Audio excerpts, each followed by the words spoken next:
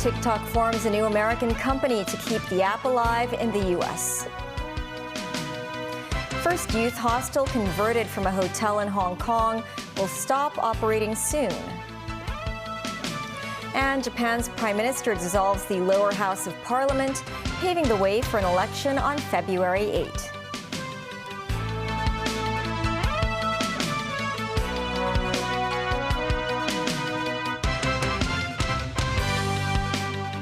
Hello and welcome to TVB News. I'm Melissa Hekalea. Short video sharing platform TikTok has signed agreements with some major investors, including Oracle, to create a joint venture to keep the app alive in the U.S. The shares retained by its Beijing-based parent company ByteDance are now down to 19.9%. Beijing's foreign ministry said China's position on TikTok has been consistent and clear. Danny Zhou reports.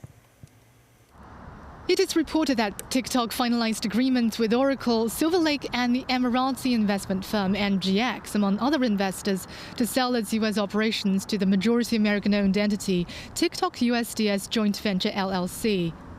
The done deal was to skirt the looming threat of a ban that has been in discussion for years on the social media firm. American users can still use the same app. TikTok said in a statement on Thursday that the new version will operate under defined safeguards that protect national security through comprehensive data protections, algorithm security, content moderation, and software assurances for U.S. users. Oracle is expected to run the system that stores U.S. user data, and the app's content recommendation formula will also be retrained, tested, and updated in the U.S. According to the deal, the investment consortium will have 50% of the new venture, with Oracle, Silver Lake and MGX each holding 15%. ByteDance, which retains a 19.9% stake, remains as the largest single shareholder. The joint venture will be governed by a 7-member board, including TikTok CEO Shou Chu. Danny Zhou, TVB News. U.S. President Donald Trump signaled that he will pay a visit to China this April and that President Xi Jinping will travel to the United States toward the end of 2026. But when asked to confirm Trump's claims, a foreign ministry spokesman in Beijing said he has no information to provide at the moment. Danny Zhou again. Donald Trump departed the Zurich International Airport to mark the conclusion of his World Economic Forum visit in Davos.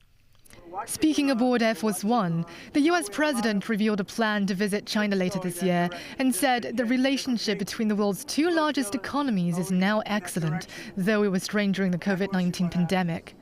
I'm going in April. He'll come toward the end of the year. And I look forward to seeing President Xi. I've always had a great relationship. President Xi of China. Trump added China was purchasing large quantities of U.S. soybeans, which was good for U.S. farmers. Meanwhile, U.S. Treasury Secretary Scott Bessent suggested in an interview with Politico that Trump and Xi could meet up to 4 times this year, adding their bilateral relationship had reached a very good equilibrium. Bessent said the leaders are setting the tone for the overall relationship and that they can jump on phone calls to quickly de-escalate possible glitches. Chinese Foreign Ministry spokesman Guo Jiakun said today that the head of state's diplomacy plays an irreplaceable leading role in their ties, but added there is no information to provide at the moment. He also said the steady development of Sino-US relations serves the common interests of the two peoples and meets the shared expectations of the international community. Danny Zhou, TVB News. In Hong Kong, Be Living Youth Hub, a government-subsidized youth hostel, will cease operation at the end of next month as its lease expires. The operator, the Hong Kong United Youth Association, said they received notice from the landlord at the end of last year regarding the non-renewal of the lease. This afternoon, the association said they have extended the moving out deadline for residents by 1 month and waived their rent for February. Samantha Lee reports. Located on Morrison Hill Road in Causeway Bay, Be Living Youth Hub offers 194 units, with monthly rents ranging from $7,000 to $9,000. Subsidized by the government, the hostel has been operated by the Hong Kong United Youth Association since 2023. It is the first hostel converted from a hotel under the scheme, which aims to offer affordable housing to young people. However, residents began receiving notices last Monday, informing them they have to move out by February 28th as the landlord is reclaiming the property. This tenant said it is going to be difficult for them to relocate with just a month and a half's notice, especially with the Chinese New Year approaching. He added he initially hoped to stay for a few years. Representatives of the Hong Kong United Youth Association met with the press alongside the landlord this afternoon to explain the situation.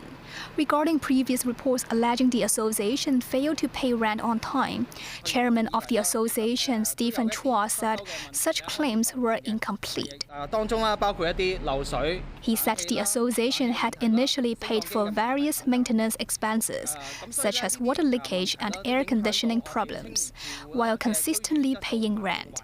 Pleased that our landlord has granted us an extra month for the tenants to before they vacate. So we moved on from February 28th to March 31st. So because we have considered Chinese New Year in between and the whole timing has been a little too rushed. The Home and Youth Affairs Bureau said it is now assisting affected residents with their applications for accommodation at other youth hostels. Samantha Lee, TVB News. The High Court has approved HSBC's privatization of Hang Seng Bank, which is expected to take effect next Monday. Listing of Hang Seng Bank's shares on the Hong Kong Stock Exchange is expected to be withdrawn next Tuesday. HSBC had submitted documents for Hang Seng Bank's privatization and restructuring scheme to the High Court and obtained approval. Upon effectiveness, Hang Seng Bank will officially become a wholly owned subsidiary of HSBC Asia Pacific and HSBC Holdings. The national security trial of the now disbanded Hong Kong Alliance in support of patriotic democratic movements of China and 3 of the group's former leaders continued today.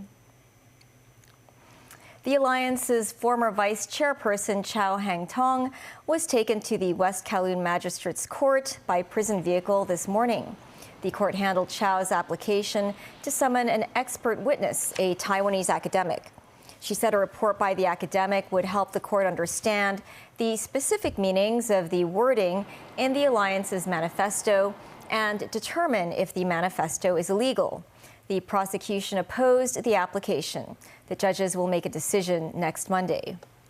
Japan's Prime Minister Sanae Takaichi dissolved the lower house of parliament on Friday, paving the way for a February 8th snap election.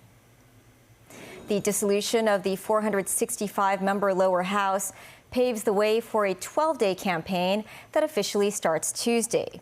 Takaichi's plan for an early election aims to capitalize on her popularity to expand a governing majority in the lower house, the more powerful of Japan's 2-chamber parliament.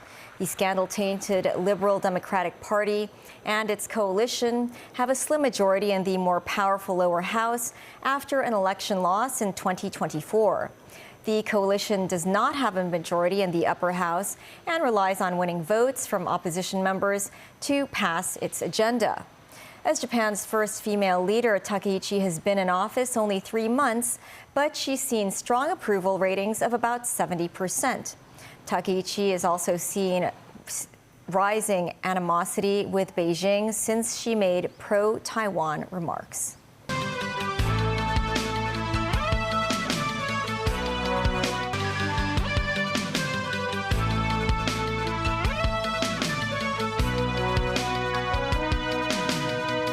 Welcome back. U.S. President Donald Trump inaugurated his Board of Peace to lead efforts at maintaining a ceasefire in Israel's war with Hamas. Trump insisted everybody wants to be a part of the body he said could eventually rival the United Nations. This despite major European countries opting not to participate. Daniel Rao tells us more. In a speech at the World Economic Forum in Davos, Switzerland, U.S. President Donald Trump sought to create momentum for a project to map out a future of the war-torn Gaza Strip that has been overshadowed this week, first by his threats to seize Greenland, then by a dramatic retreat from that push. Together we are in a position to have an incredible chance. I don't even call it a chance. I think it's going to happen. to end decades of suffering, stop generations of hatred and bloodshed, and forge a beautiful, everlasting, and glorious peace for that region and for the whole region of the world, because I'm calling the world a region. The world is a region. We're going to have peace in the world. And boy, would that be a great legacy for all of us. Everybody in this room is a star, or you wouldn't be here. The new peace board was initially envisioned as a small group of world leaders overseeing the Gaza ceasefire with Trump as chairman. It has morphed into something far more ambitious, and skepticism about its membership and mandate has led some countries, usually closest to Washington, to take a pass. Norway and Sweden indicated they wouldn't participate in the board. France declined, citing concerns the board could seek to replace the UN. Trump withdrew his invitation for Canada to join. Some countries have raised questions about invitations Trump extended to Russian President Vladimir Putin and other authoritarian leaders. In Davos, Trump told reporters over 50 countries would join. But at his launch, Trump was joined by officials from 19 countries. Flying back to Washington, Trump told reporters almost 30 officials have signed up so far.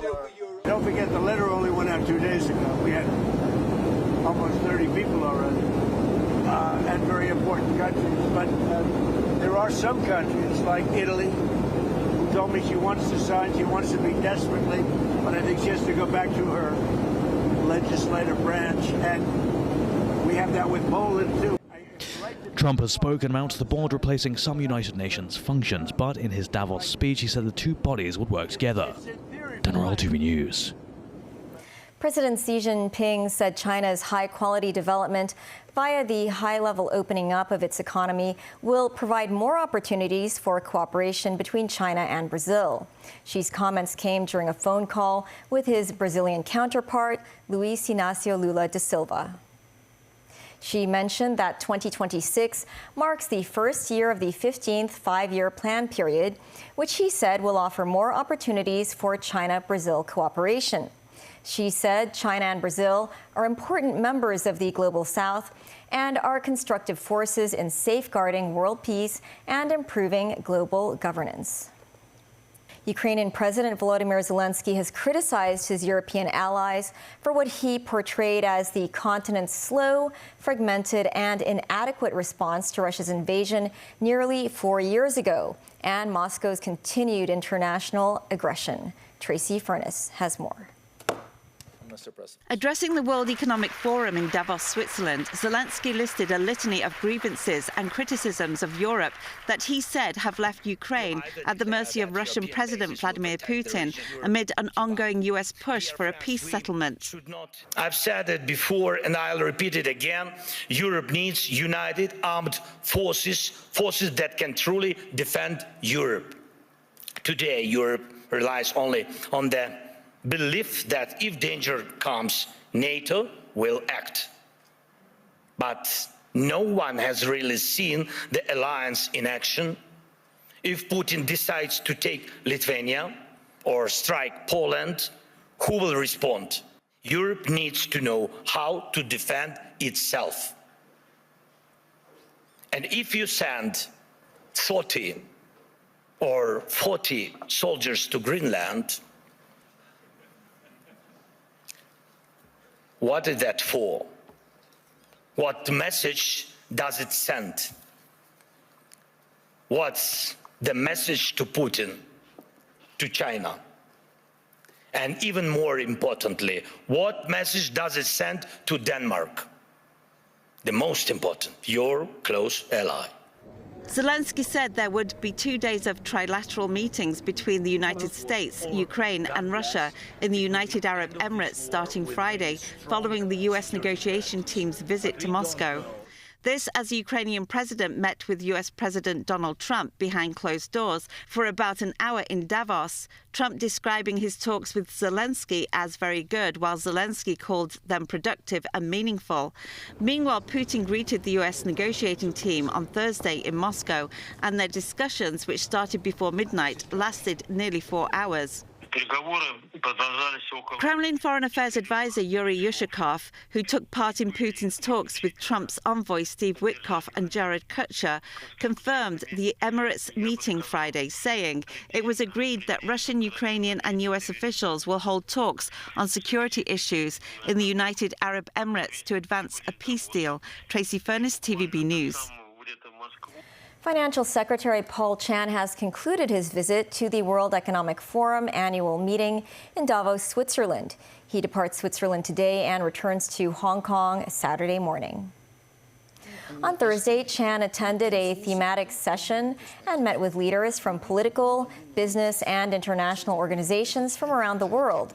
Chan attended a session titled How to Finance Decarbonization. He pointed out that both China and Hong Kong are firmly and steadily progressing towards the goal of carbon neutrality. He shared Hong Kong's target of achieving carbon neutrality by 2050 and the strategies to realize it. The annual Vegetarian Food Asia event opened at the Hong Kong Convention and Exhibition Center this morning. Together with the Vitality Living Asia Fair, there were over 230 exhibitors at the event. 25% came from overseas. Mimo Singhai reports. Healthy living has become a priority for many people. At Vegetarian Food Asia, exhibitors from Hong Kong, the mainland and overseas offer a slew of products for visitors, ranging from fresh vegetables to black sesame paste. This Italian booth is among the newcomers at the event, providing a taste of vegan pizzas and pastries to customers. Have you ever had dishes made with tempeh, an Indonesian staple made from fermented soybeans? Easy to digest, and somehow it gives you a lot of probiotics as well. Amongst all the vegetables, tempeh, it contains all the 9 essential amino acids. So it's what is called a product with full protein.